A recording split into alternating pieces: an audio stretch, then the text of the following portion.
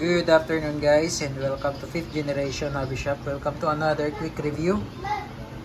Ayan, so magre-review lang tayo ng isang airsoft pistol.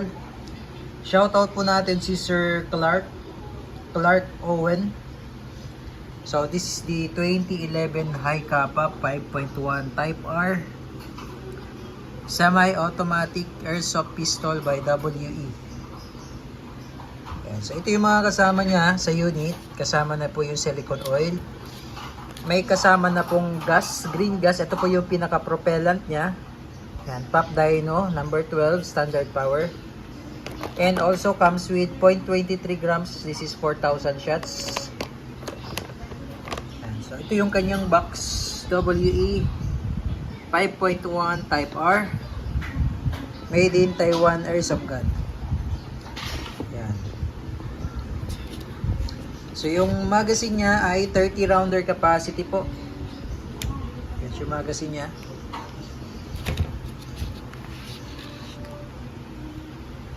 Mabigat, full metal, 30 rounder. So ito yung unit. Naka semi magwell na siya, naka manual safety. Ambidextrous manual safety na siya. Ayan. So check natin. So, sir, ito yung kanyang manual safety.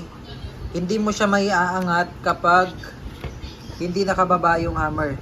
So, kailangan po ibaba mo yung hammer bago mo siya ma-safe. Yan. Or kailangan ikasa nyo po bago nyo po ma-safe.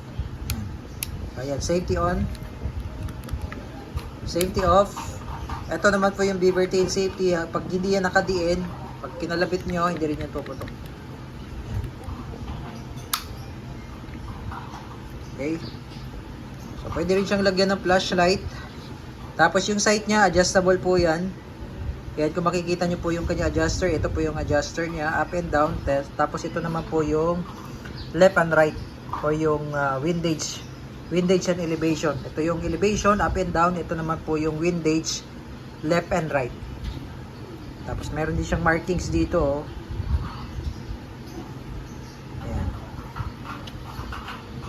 5.1 Type R. Okay, so si 5.1 Type R, yung pinaka-slide niya, metal po yan. Yung pinaka-lower frame niya, ito metal po yan. Yung trigger guard niya, ito yung trigger guard, polymer yan. Yan, ito metal po yan, ito plastic. Yan. Okay, so lagyan lang natin siya ng gas at bala din. Testing natin kung ilang EPS. Okay, load lang tayo sir ng bala.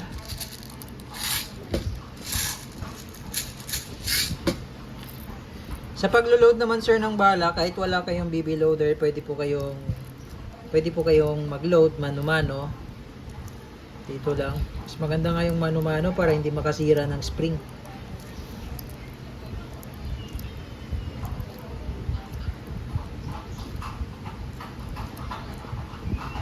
Yan. Tapos kailangan sir, alternating yung bala. Kailangan walang space yan dyan. Okay, tapos, pag maglo-load naman o kayo ng gas, inverted position, upside down, 3 to 5 seconds.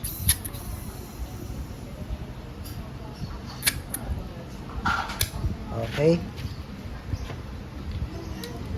Then, ito pala sir, pag babaklasin nyo yung slide nito, nababaklas kasi ito parang sa real steel din.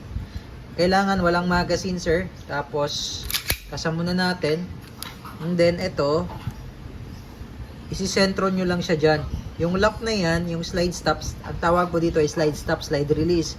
Isisentro nyo lang siya dyan. Tapos ito, sundutin nyo para umangat. Umangat siya. Yan. Tapos ito po yung nilalagyan ng, ito yung internals niyan sir.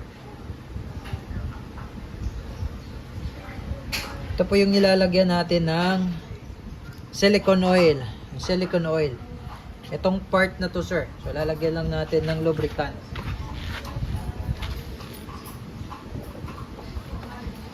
So bali ang lalagyan nyo po ng oil sir, itong part na to, ito.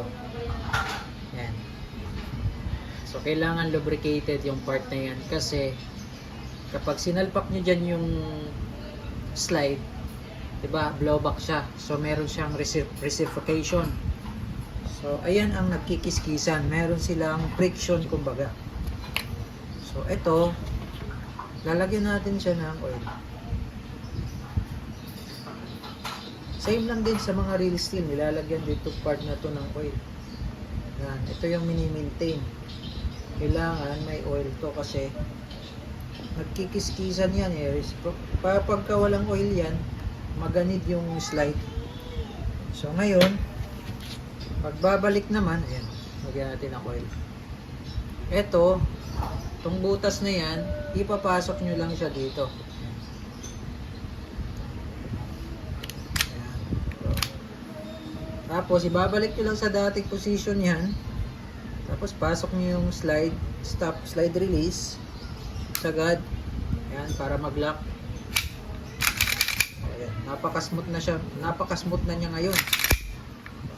Napaka-smooth na. Kanina, medyo maganit siya kanina. Ngayon, napaka-smooth oh.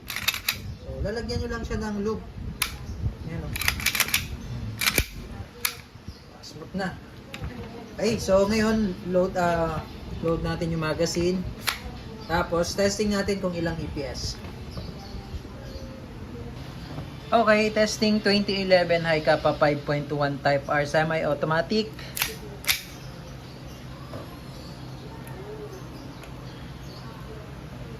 Okay, check natin kung ilang EPS.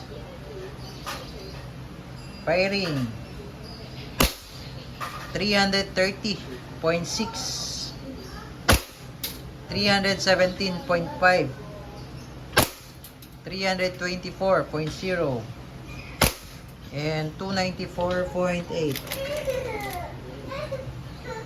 Malakas yung recoil. Accuracy test naman. Okay. Goods na goods.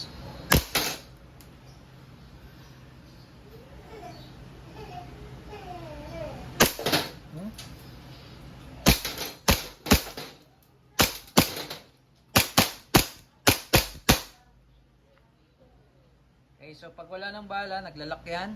Open slide. I-release magazine.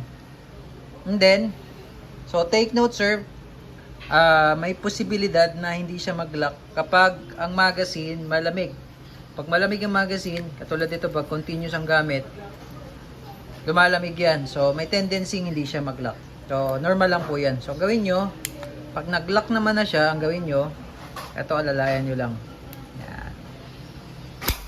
So, pag nag-lock siyang ganyan, etong slide, itulak nyo muna ng bahagya. Tapos, etong slide, stop, slide, release, ibababa nyo, and then release. Okay, hammer down. Okay, all goods, 2011 high kappa 5.1 type R, airsoft pistol by Wee.